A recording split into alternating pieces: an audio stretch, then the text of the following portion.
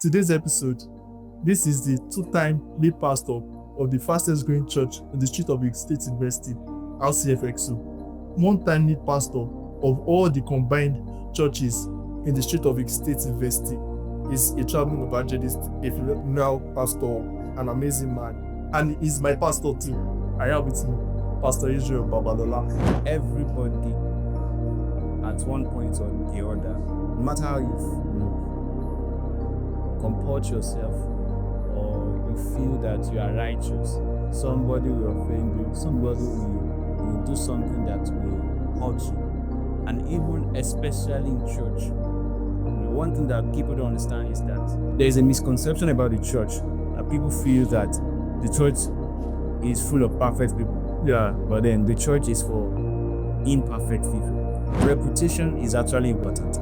What people say about you outside is also very important, something that you should pay attention to. Yes. But regardless, if people are saying something else that is not actually true or accurate about you, I feel that everybody should grow to that level of being able to absorb that shock and not let it affect every other thing that God has given to you. I'm so honored to have you on my show. It's my pleasure. Thank you very much. How are you doing, sir? Very well. It's good to be here. Thank you for having me. I'm so honored. And so today we want to dive into a topic, church hurt. All right. So I found out that literally like 70% of Christians have actually gone through one church hurt experience. And when we are talking about church, it's just like one thing they went through in church that really hurt them so much. And so I was like, well, who can I bring into the show to talk about this church hurt experience? And I was like, your name was ringing in my ear. And I remember that night when I came to church and then met at church, then we see our pastor and you were like, yeah, let's face it. And so, Pastor Israel, can you share an experience of church hurt that you had? One experience. Okay. Yeah. I want to say that everybody at one point or the other, no matter how you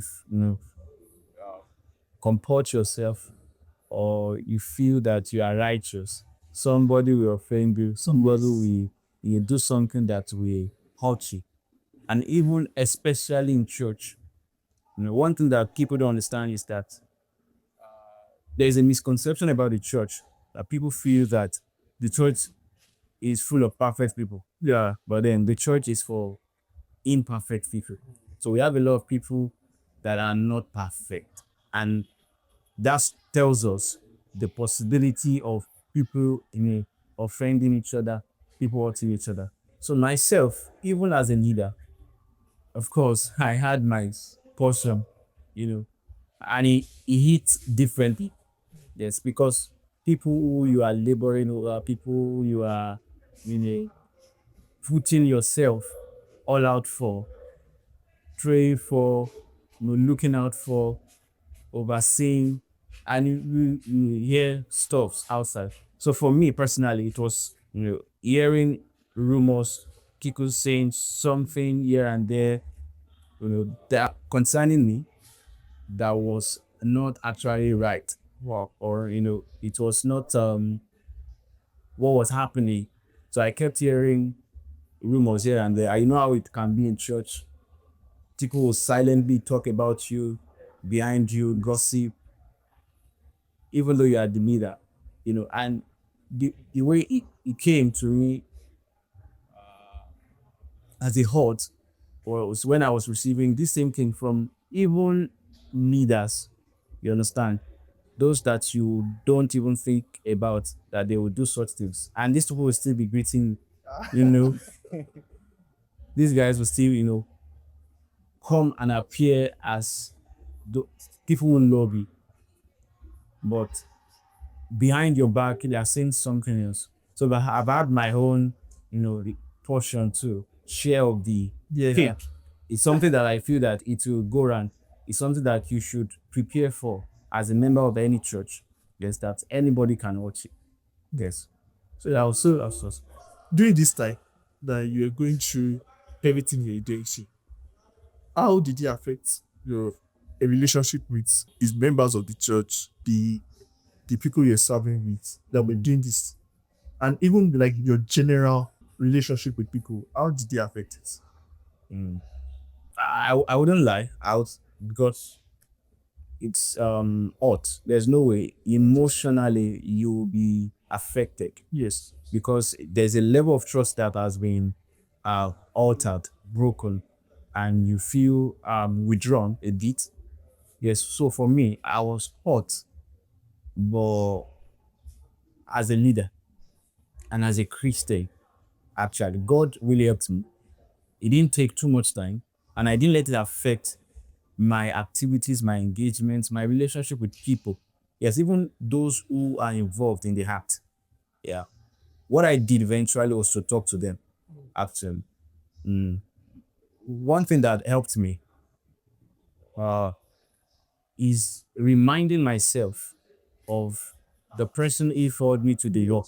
Yeah, because it's the work of God. So I'm always reminded that it is God that called me to do this assignment. Yes. I'm ultimately accountable to the one who has called me. So even though, yes, one thing that I want to point out again is that reputation is actually very, very important. What people say about you outside is also very important, something that you should pay attention to. Yes. But regardless, if people are saying something else that is not actually true or accurate about you, he should, I feel that everybody should grow to that level of being able to absorb that shock and not let it affect every other thing that God has given to you. Still maintain your relationship with people, build, healthy relationship. Your work with God, your service in the house of God should still be in order. Yes, even you know in the midst of all of those things that are happening. So for me, I wouldn't say I was not hot. I was hot, but ultimately there's something that is driving me.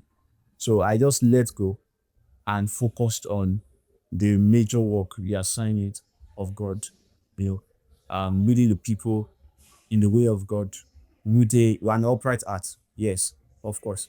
Because even if I was doing it in pretense, if I was doing it, just to fulfill all righteousness, with that ought in my heart, my service will also be, it will not be acceptable.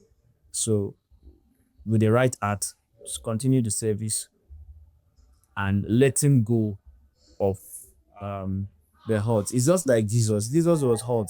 The church was persecuted. Jesus did the right thing.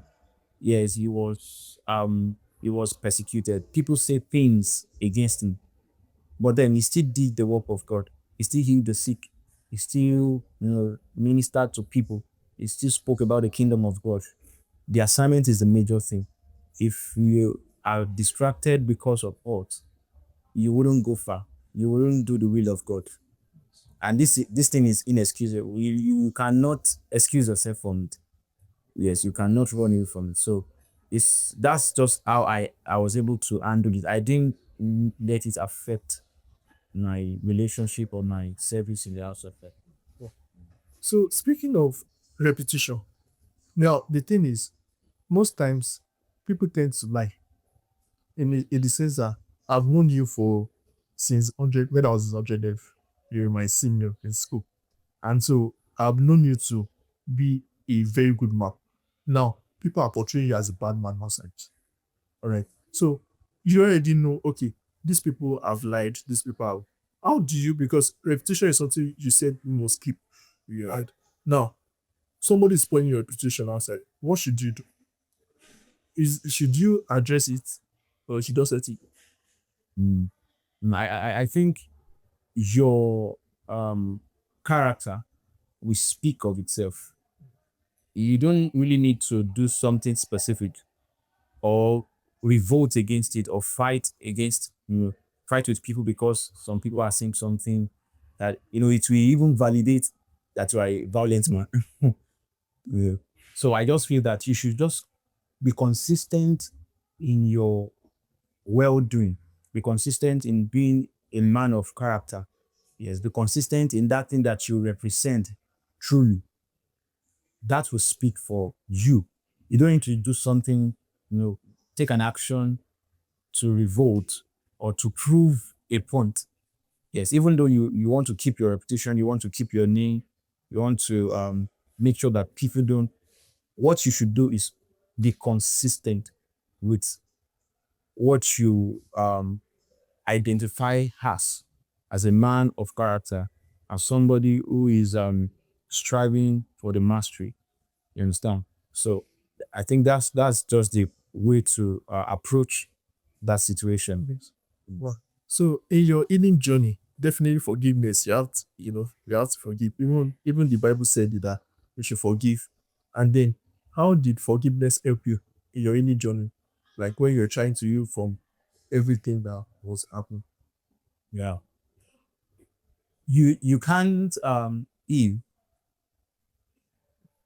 You can't heal if you um don't forgive. Yes. In fact, that's the first step to healing. If you are not forgiving, or if you don't forgive a hurt, you are not healing. So if you are really going to heal, the first step to take is to let go of what has happened, really. So forgiveness is key in healing personally as a person. Yes.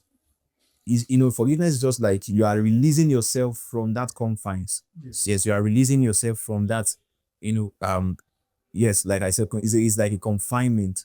So bringing yourself out of that will make you see the picture clearer, that okay, these are the issues. Where, in fact, sometimes even in rumors, there might be things that are actually true. They may not be totally true, but there might be things that maybe some exaggerations here and there. But if you check from downward, there might be some particles of truth. So if you forgive, you might begin to see clearer. Okay, what are these things? You might begin to see. Okay, I think this is actually true.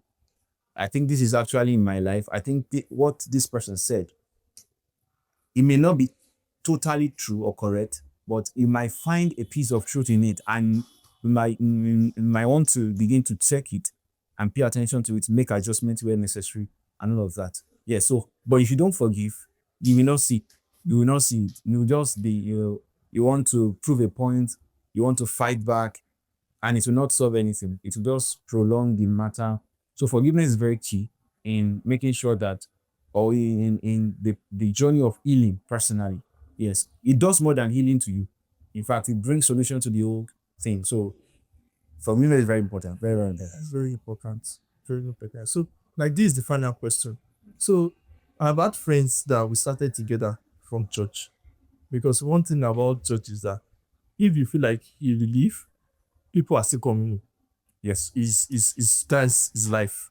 You are going, some people are coming in.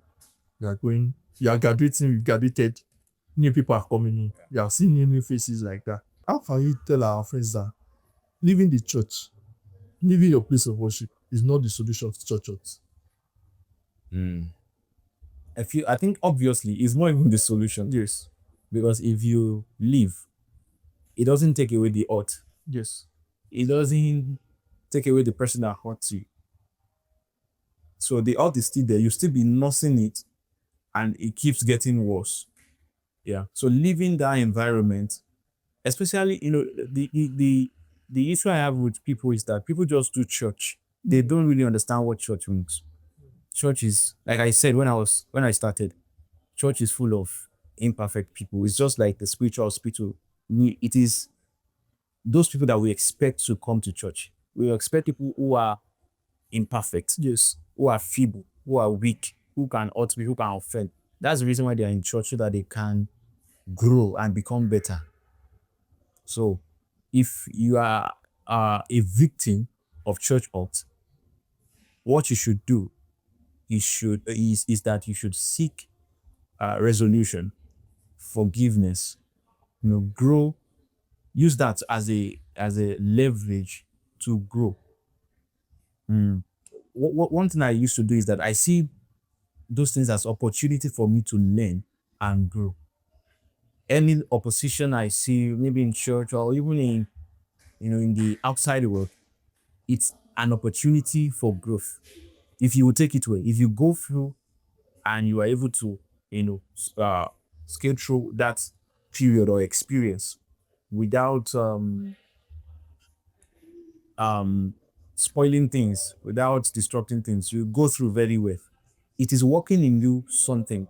There's an in working in you that ultimately you when you meet that kind of experience again, or you have that kind of experience again, you'll be able to handle it well. Yes. So church hurt is something that will always happen. But leaving the church is not the solution. In fact, it will make it worse. So remain in the church. Again, it is discipline on your part to still sit in the church, not with the issue unresolved. Seek the way to resolve the issue. Maybe talking to the person or reaching out to the pastor, and discussing so that there can be uh, a resolution or something like that. Or if God has helped you, it's something that you can resolve in your heart. Talk to God about it and release the person. Yes. And just do the will of God. Just do the work of God. Not with the heart of you are, forgive and forget. I forgive you, but I do not forget. No, no, no. I know that there is memory. There is that place of the memory that you can not really forget. Some of us, what we did in last past 10, 15 years, we still remember because we have a brain. It's a function of the memory. But there's a way that you forgive and you let go. That meeting the person, relating with the person will not be affected by what the person has done to you. No. So sit down in the church is a sign of maturity that you are able to handle situations like that. Sit down in the church, learn, resolve the issue, and keep growing. Yes. And when even maybe something else happened in that order again, you'll be able to do it well. What is the assurance that if you leave the church, where you are going next, somebody will not hurt you? It is the same everywhere. So you can't escape like that. If you run into another church, you are running into another opportunity or a new space for another hut. Yeah, it's just like you are changing environment. You can still have the same experience again. So that's not the way to resolve it. Sit down in the church, resolve with the person, and keep going. Yeah. Wow. Thank you, Pastor Israel Babalola. I'm so honored to have you. Thank you so much. God bless you, sir. Thank you. Thank you very much for having me. God bless you. Thank you so much for watching our video. If you find value in this video, make sure you click the subscribe button, like, share. Share it to your friends, share it to your family. And also, if you want to connect with me and my guest and even the TV show, go down in the description below or in this video and you see everything. Everything right there. And I can't wait to see you in the next video to connect with you. Let's go.